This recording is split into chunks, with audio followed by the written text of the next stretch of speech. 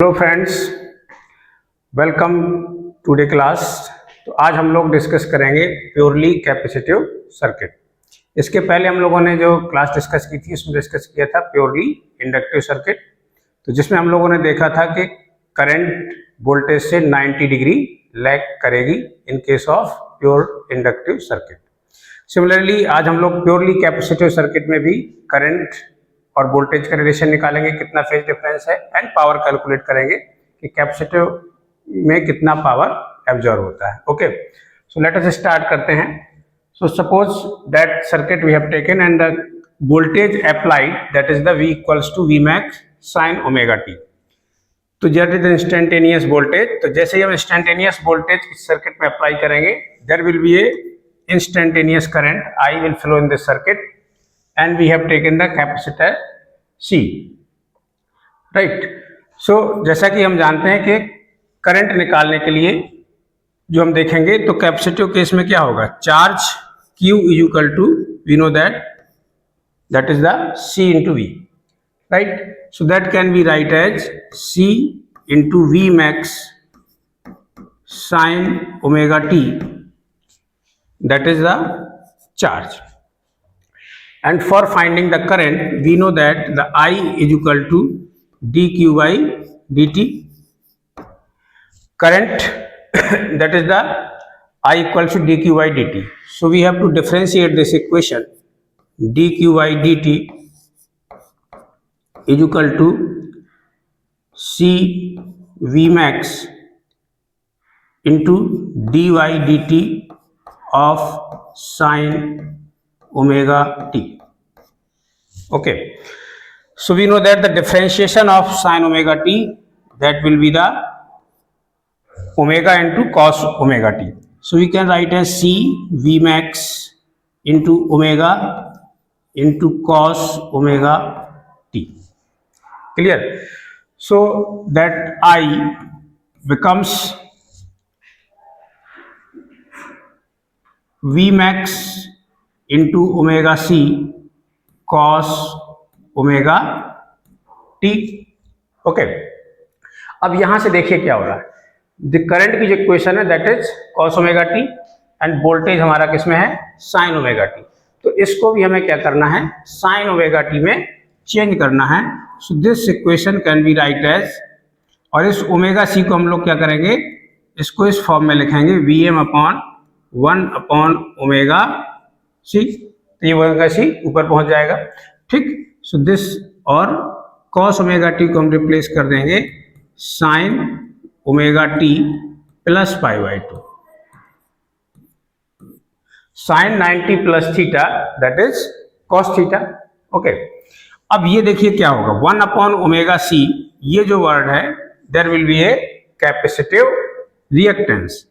तो XC is called the capacitive reactance. इसको क्या बोलेंगे, कैपेसिटिव रिएक्टेंस XC। तो this XC is equal to, you can write as 1 upon omega C, और इसका यूनिट क्या हो जाएगा, ओम, ठीक। तो हमने बताया था कि जो भी रिएक्टेंस होगा, चाहे वो इंडक्टिव रिएक्टेंस हो चाहे कैपेसिटिव रिएक्टेंस हो, इन सभी की यूनिट किसमें कन्वर्ट हो जाएगी, ये ओम में, राइट। तो हम यहां से करंट की इक्वेशन लिख सकते हैं, I is equal to V max upon XC sine omega t plus pi by 2। Okay, अब यहां से देखिए क्या होगा, इसकी मैक्सिमम वैल्यू कब होगी, करंट की मैक्सिमम वैल्यू कब होगी, जब sine omega t plus pi by 2 की वैल्यू कितना हो जाएगा, 1, right. So you can write as when sine omega t plus pi by 2 is equal to 1, then I max is equal to कितना हो जाएगा, that is V max upon XC, right. So that will be V max upon XC. Clear? So that value can be put in the current equation. So finally the equation of current that becomes I equals to I max sign omega t plus pi by to. Okay, तो ये हमारे पास current की equation निकल के आ गई, I equals to I max sine omega t plus pi by two. Clear? अब यहां से देखिए क्या होगा, करंट की इक्वेशन हमारे पास ये है और जो वोल्टेज था उसमें क्या था, साइन ओमेगा टी। तो करंट और वोल्टेज के बीच में जो फेज डिफरेंस निकल के आया वो कितना आ गया, पाई बाई टू का फेज डिफरेंस है। ठीक, तो अब यहां से हम थोड़ा सा वेव फॉर्म और वेक्टर फेजर डायग्राम इसका समझेंगे। तो देखिए वेव फॉर्म अगर हम बनाते हैं तो ये हमारे पास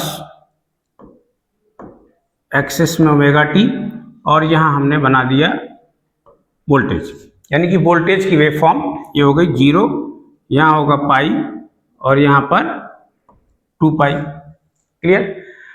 अब करंट की इक्वेशन ड्रॉ करना है, करंट का वेव फॉर्म बनाना है। तो करंट क्या है, sine omega t plus pi by to. इसका मतलब क्या हो रहा है कि करंट आपकी वोल्टेज से 90 डिग्री लीड कर रही है, current leading with the voltage bye 90 degree. So the wave form of this current equation, यानी 90 डिग्री इसके पीछे से वेव फॉर्म इसकी चालू होगी। तो इसका मतलब 90 डिग्री शिफ्टेड है, तो यहां पर आपका क्या होगा, पाई बाई टू। तो इसकी मैक्सिमम वैल्यू आपको यहां कहीं मिलेगी। ठीक, तो यहां से हम लोग लाइक दिस। क्लियर? तो ये आपके पास जो इक्वेशन है ये हो गया किसके लिए, this is for voltage and this is for current. ये वेव फॉर्म हो गई करंट और वोल्टेज के लिए। ठीक, इसका फेजर डायग्राम ड्रॉ करना हमें। तो फेजर डायग्राम में देखिए क्या होगा, यहां तो हो गया वोल्टेज और करंट, करंट कितना है, प्लस पाई बाई टू। तो प्लस है, इसका मतलब करंट आपकी लीड कर रही है। इंडक्टर के केस में क्या था, यहां पर आया था omega T minus pi by to, इसका मतलब उस इंडक्टर के केस में करंट लैग कर रही थी 90 डिग्री। तो हम लोगों ने नीचे ड्रॉ किया था, ये लीड कर रही है, इसका मतलब करंट कहाँ है, यहाँ, और एंगल दोनों के बीच में कितना है, 90 डिग्री। ओके, तो ये आपका क्या हो गया, that is phasor diagram.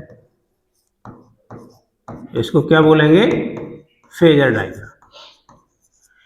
Clear? तो यहां से आपको ये पॉइंट याद रखना है कि प्योरली कैपेसिटिव सर्किट में करंट लीड करेगी वोल्टेज से by 90 degree. Okay, so you can write as the current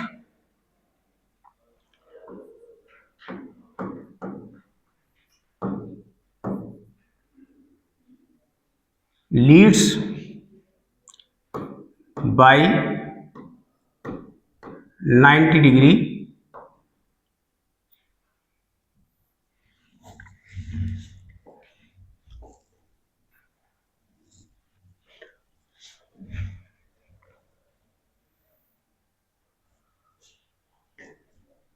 with voltage. You can write as the from the voltage.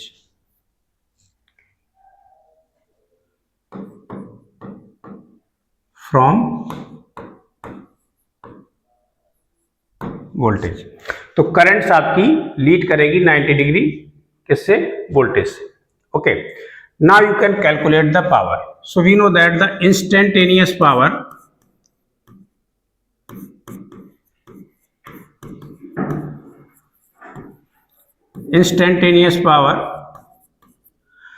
तो इस सर्किट के लिए इंस्टेंटेनियस पावर क्या हो जाएगा,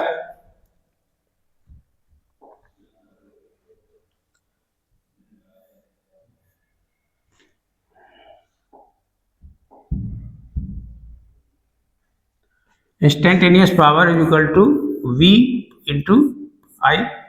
So that can be write as V is the V max sin omega t and current is multiplied by current is I max sin omega t plus pi by 2.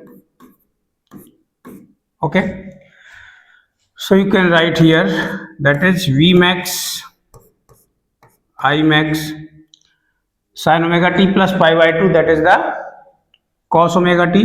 So you will write here sine omega t into cos omega t. Now we can multiply and divide by 2, so this will be write as V max I max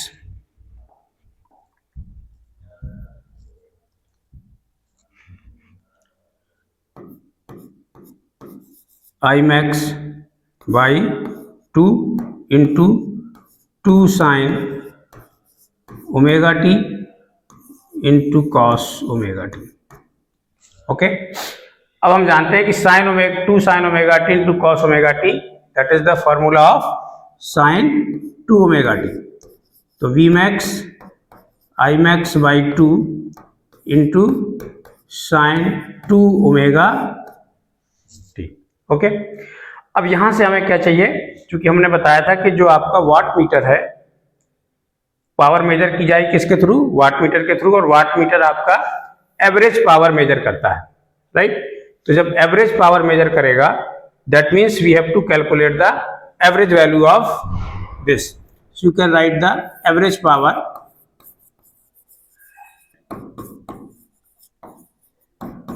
P is equal to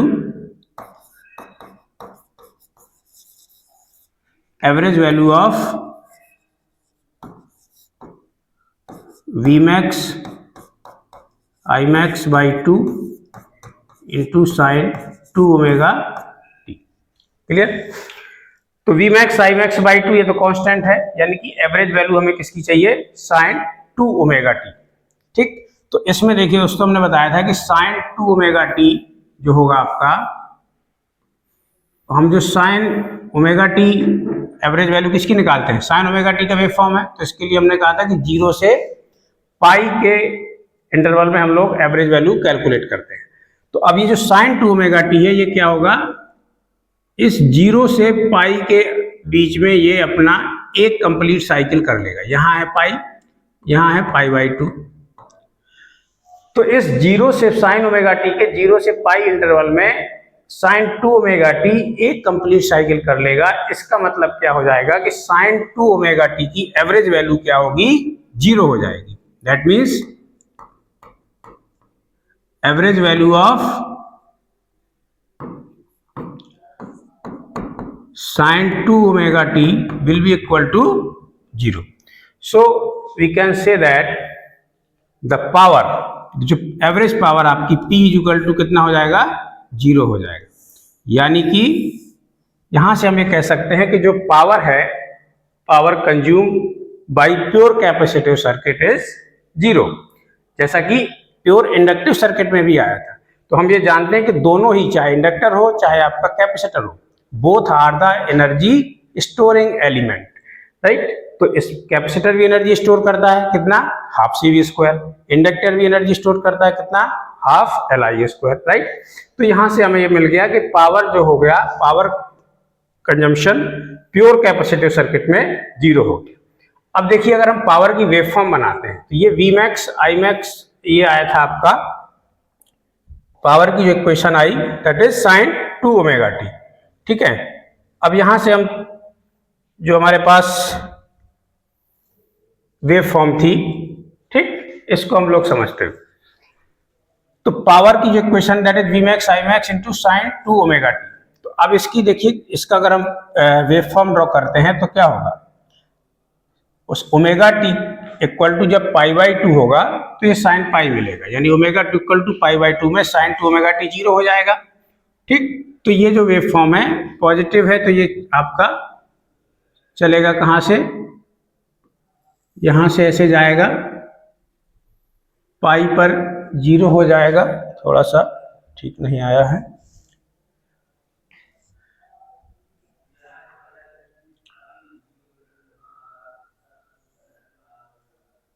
पाई पर 0 और पाई के बाद पाई by 2 पर 0, फिर ये नीचे जाएगा, पाई पर 0 हो जाएगा और फिर यहाँ पर 0 हो जाएगा, फिर ऐसे नीचे जाके 2 पाई पर 0 हो जाएगा। यानी कि ये जो वेव फॉर्म हमने ड्रॉ करी, this is the for power. ये किसके लिए है, पावर के लिए। तो यहाँ पर हमने करंट और पावर तीनों के लिए वेव फॉर्म ड्रॉ कर दी। क्लियर। तो यहाँ से हमें पता चल रहा है कि आपका पावर और करंट दोनों ही हम लोग प्योर कैपेसिटिव सर्किट में हमने कैलकुलेट किया। तो जो हम लोग एसी सर्किट में डिस्कशन कर रहे थे कि हमारे पास चूंकि कोई भी सर्किट होगा तो उसमें तीनों एलिमेंट्स आपके लगे होंगे आर एल सी।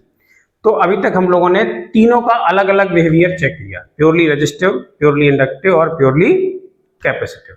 अब इसके बाद जो नेक्स्ट लेक्चर होगा उसमें हम लोग देखेंगे कंबाइंड लगाएंगे, दो कॉम्बिनेशन आरएल सर्किट लेंगे, आरसी सर्किट लेंगे, उसके बाद तीनों एक साथ हम लोग कंबाइन करेंगे। ठीक है दोस्तों, तो अब लेक्चर अच्छा लगा हो तो please subscribe and like. Thank you.